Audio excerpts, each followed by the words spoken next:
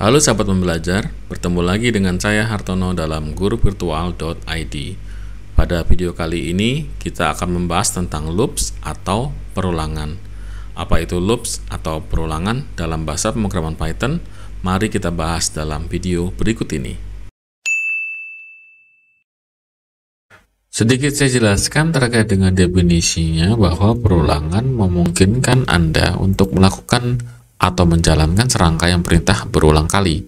Perulangan juga dikenal sebagai loops, dan konsep penting dalam pemrograman yang mungkin Anda menjalankan sekelompok perintah secara berulang.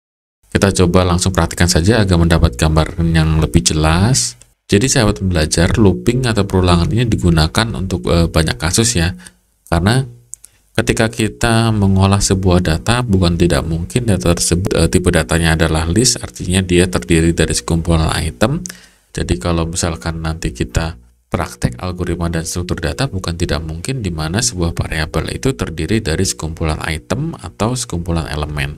Data yang terdiri dari beberapa baris kita bisa masukkan ke dalam list, dan tiap item itu bisa kita panggil satu persatu menggunakan looping. Dan di Python ada dua jenis atau cara untuk melakukan perulangan. Yang pertama kita menggunakan for atau keyword for, yang kedua kita menggunakan while. Kita coba perhatikan dulu terkait dengan penggunaan for. Di sini ada for angka in ring, dan ini kata kunci rings, artinya ketika kita menggunakan atau memanggil fungsi rings, nanti di sini nilainya adalah 10, artinya dia nanti akan melakukan putaran atau looping sebanyak 10 kali. Apabila kita tulis di sini 5, artinya dia akan melakukan looping sebanyak 5 kali. Kita coba running saja agar mendapatkan gambaran. Di sini ketika di running dia menghasilkan 0 sampai 4. Di Python sendiri indeks itu dimulai dari 0 ya. Walaupun di sini jumlahnya tetap 5 ya. 1, 2, 3, 4, 5. Karena dimulai dari 0. Seandainya kita ketikkan atau ganti argumennya menjadi 10, maka dia menjadi 0 sampai 9. Walaupun jumlahnya tetap 10. Jadi dengan kata lain, ketika kita memasukkan nilai di sini, maka looping akan berputar atau memanggil function print ini, print angka ini sebanyak dari jumlah argumen yang ada di parameter range. Jadi seperti itu ya sahabat pembelajar. Misalkan kita ubah lagi agar mendapatkan gambaran lagi 7, maka dia akan memanggil dari 0 sampai 6. Ya, seperti itu ya. Jadi ini adalah sedikit gambaran terkait dengan looping menggunakan for. Jadi di sini ada 3 nama ya, Harry, Potter, dan Jennifer. Kemudian untuk memanggil tiap item di dalam data ini, jadi kita bisa lihat ya bahwa tiap item dipisahkan oleh tanda koma. Jadi nanti kita tidak perlu memanggil satu persatu, misalkan print Harry, print Potter, print Jennifer, kita cukup memanggil satu seperti ini, dan ketika di running nanti ketiganya akan di tab list. Nanti looping akan berputar atau mengulang sebanyak jumlah item di dalam tipe data list tersebut.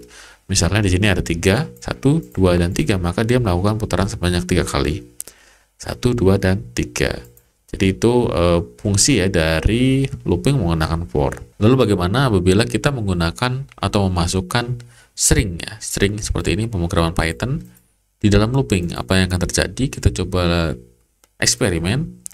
Jadinya seperti ini ya, pemrograman Python. Jadi kan kita ubah menjadi nama saya mungkin dengan huruf kapital semua, dia akan ke bawah karena tiap karakter ya atau huruf ini dianggap sebagai satu, dan dia akan melakukan looping sebanyak jumlah karakter yang ada di dalam string tersebut, termasuk spasi ya. Spasi akan dihitung nih. Dia akan dipanggil satu persatu, karakter per karakter. Jadi itu gambaran dari penggunaan loop menggunakan for. Lalu yang berikutnya menggunakan while.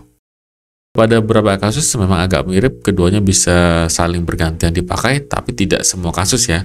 Jika while ini dia mengotomatisasi tugas berulang dan mengolah data secara efisien, dengan catatan kita ingin looping atau perulangan tersebut berputar berdasarkan kondisi tertentu. Misalnya sini ada variabel angka yang nilainya adalah 0, tipe datanya adalah integer.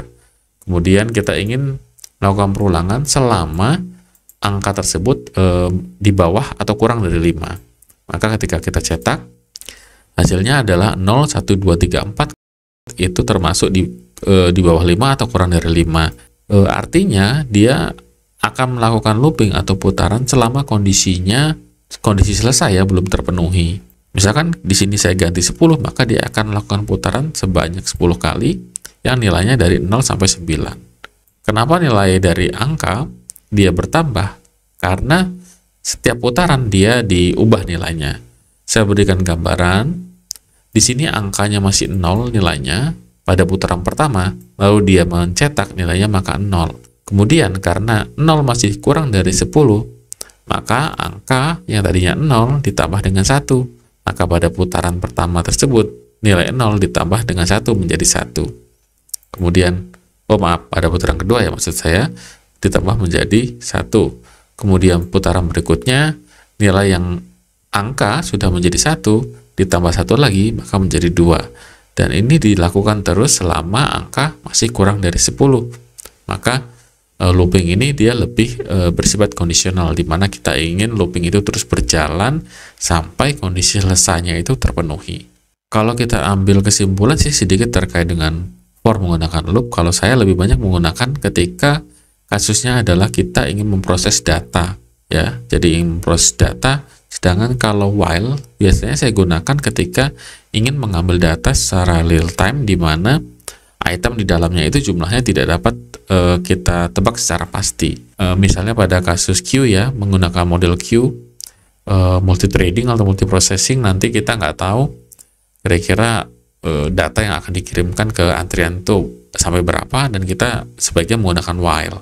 Jadi seperti itu ya sahabat pembelajar terkait dengan looping. Mudah-mudahan sahabat pembelajar memahami apa itu perulangan atau looping. Oke, baik sahabat pembelajar, demikian materi kita terkait dengan for loop dan while loop. Mudah-mudahan sahabat pembelajar memahaminya. Terima kasih. Saya Hartono mengucapkan terima kasih atas perhatian Anda semua. Salam dari kami, guruvirtual.id.